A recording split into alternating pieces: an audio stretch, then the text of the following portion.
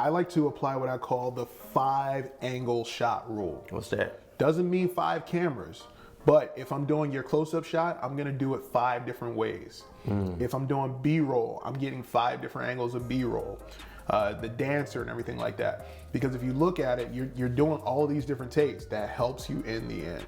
Yeah, it does. Definitely lays out a great landscape. And to some people, it may look weird. It's like, why is this taking so long? Right. But as an editor, it's like, okay, we're getting bored with this. Right. So it's like, I need more things to be able to pull from. Right. What's the big time saver when it comes to music videos? Big time saver when shooting music videos or any video period is just shoot and edit. Absolutely right. We definitely went through storyboarding and everything like that. So if you have that plan ahead of time, you know you're already going to shoot your establishing shot, which in most cases could be like we did in the first frames. You had the location from a distance. You know, you kind of like set the dynamic of like, you know, who your artist is. Like, is this something that's like fear right now, or, you know, is it distant? All of those different things that kind of like sets up your narrative. So when you shoot to edit, you have that storyline in mind when you're going through it. Establishing shot, your climax, just the same way that the song is. Yeah. So the song and the storyboard really kind of like navigates that for you. Yeah. Like, especially when I feel like it's really easy when you know how you want to begin something and how you want to end it. Right. I feel like the filler part is probably the most easiest thing to go to shooting, but that beginning and that end, that's tough. Yeah. I mean, it's easy in some cases. Like you might have your climax before you have everything else. Like, for instance, you told me that you wanted to get dragged by a truck before for a music video. And I told you no, but it's like, okay, in my mind, no, it's not safe unless we get a stunt double in the budget. But you know, how can we do that? Or, you know, what leads to that? Yeah. I still want to get dragged by a truck. I know you do. I know you do. That's so cinematic, man. Oh my God. So here's a good question. How much does it cost in order to get a quality video? Like starting going rate, $1,000. $1,000 fair. $1,000 for a good, you know, solid music video. Right. You know what I mean? But also keep in mind too, you gotta also factor in the fact of, hey, sometimes you might need to rent a space, you know? Right. That So are you saying as a videographer, you need to walk away with $1,000? Or are you saying that the overall project can be done? yeah, as a videographer, I need to walk away with $1,000. Okay. You know what I mean? Right. Maybe if it's just like just something just shot in one room, maybe we can, you know, Right. maybe we can negotiate. I agree. Yeah. I mean, half day rate for me right now is about $750. You can do something with that, but I mean, you still have your shooting, you still have your editing. If you want it to look like anything, I would invest something in a set design, whether it be lighting, and I'm not talking about like It makes it like it really makes it dynamic. difference. Like what's your drawing factor? Right. Because I mean, like I mean, look at Drake's video.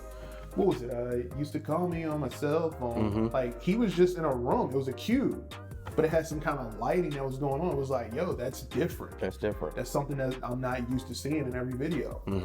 And I mean, did it have the necessary story elements or anything like that? No. But he's not that type of artist. Right. He's the type of artist like, yo, this is where I'm at, this is what I'm doing. You're gonna watch it. It's something that's gonna engage you.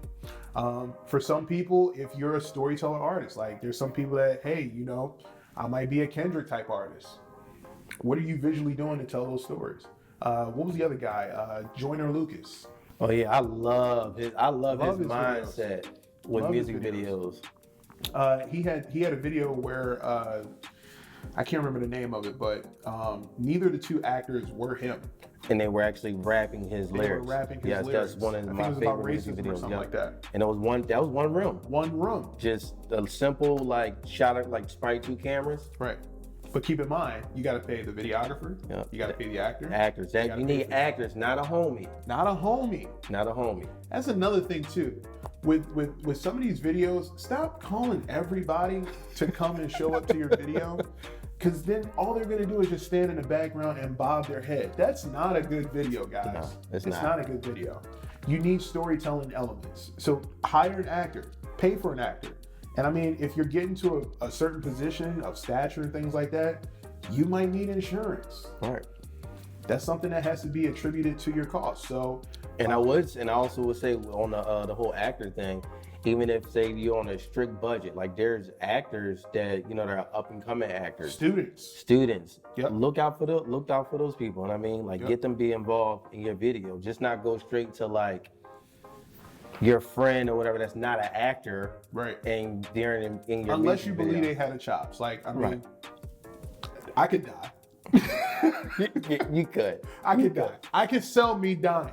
You could. But I mean, everybody doesn't have that ability. Like, you got to have willing people that are willing to do what needs to be done in order to put out a quality project. Yeah. Like if you need like a mean face, hire me. Professional mean face. Professional mean face. So you don't have to break the bank, but I would definitely set aside some time, work some overtime, and set aside some money for your budget. Another thing too, Save up for it just like you do anything else that you want. right? It'd be a shame to spend this money on a video and then nobody see it, or you're waiting for is it gonna go viral, or is it gonna take off, or is whatever gonna happen? But if you take some money and you put it, just give it a boost.